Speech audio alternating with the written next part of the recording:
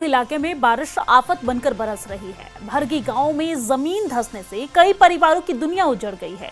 लोग बेघर हो गए हैं तो वहीं पर प्रशासन से मदद की गुहार लगातार लगाई जा रही है। यह खास रिपोर्ट देखिए।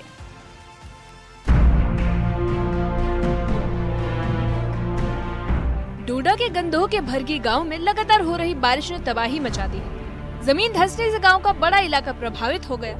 मिट्टी खिसकने और घरों में दरारें आने से लोग दहशत में हैं और इस प्राकृतिक आपदा ने ग्रामीणों की जिंदगी को संकट में डाल दिया है।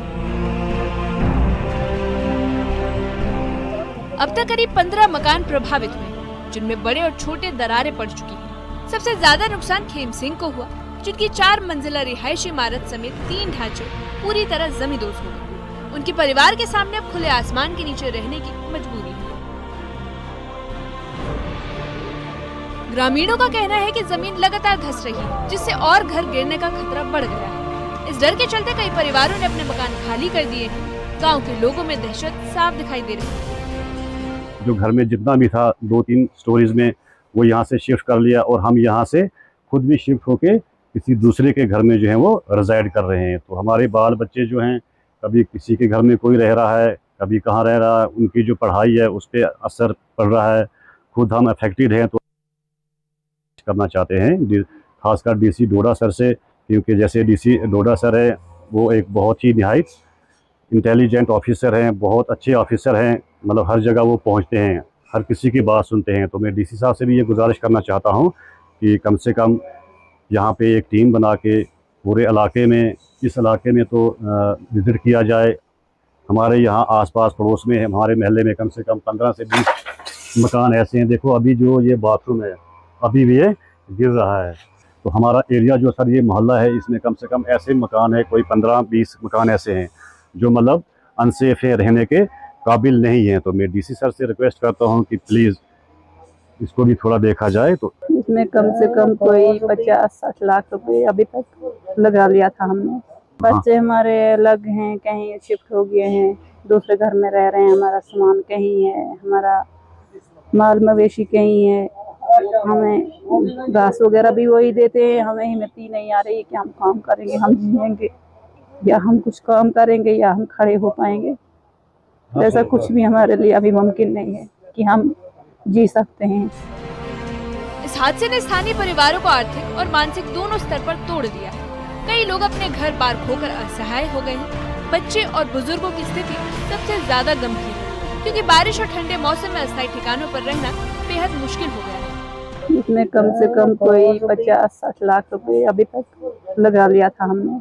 बच्चे हमारे अलग हैं, कहीं शिफ्ट हो गए हैं, दूसरे घर में रह रहे हैं। हमारा सामान कहीं है, हमारा माल मवेशी कहीं है।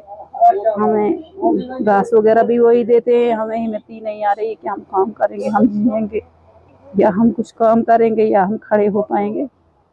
ऐसा कुछ भी हमारे लिए अभी मुमकिन नहीं है कि हम जी सकते हैं। बहुत कुछ बुरा हो गया। ऐसे थोड़ी जल्दी से जल्दी कोई मदद हो जाती तो थोड़ा बहुत 1-2 कमरा बना लेते। चलो बच्चे स्कूल एक जगह से इकट्ठे होके जाते। ये माल इनका उधर है, खाते पीते वहाँ ऊपर है, सामान इस साइड है। ऐसे कहीं एक जगह नहीं है, कहाँ क्या करेंगे, इधर दौड़ेंगे उधर दौड़ेंगे। बच्चे फिर कैसे स्कूल में जाएंगे, कैसे पढ़ेंगे, क्या करेंगे, कहाँ कहाँ दौड़ेंगे। तो चलो थोड़ा सा कुछ बन जाता 1-2 कमरा तो बस यही बात बड़ी थी, ऐसे जल्द से जल्द हो जाता।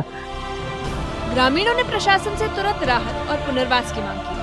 उनका कहना है कि जिन परिवारों के मकान ढह गए उन्हें मुआवजा मिलना चाहिए, ताकि वे फिर से अपनी जिंदगी खड़ी कर सकें। फिलहाल लोग मदद के इंतजार में हैं और गुहार लगा रहे हैं। यहाँ भलेसा के अंदर बहुत से ऐसे मकान हैं, बहुत से ऐसे लोग हैं जो बेघर हो चुके हैं, और हम सरकार से ये निवेदन करना चाहेंगे कि जितना जल्दी हो सके इन लोगों को आइडेंटिफाई करके तो इनकी जल्द से जल्द जो है वो इनकी सहायता जो है की जाए। तो मैं आपको ये बताना चाहूँगा कि ये बहुत बड़ी एक मुसीबत, आफत जो अगस्त के महीने में यहाँ पूरे जम्मू कश्मीर में आई है, जिसमें अनगिनत हिसाब से यहाँ पे नुकसान हुआ है।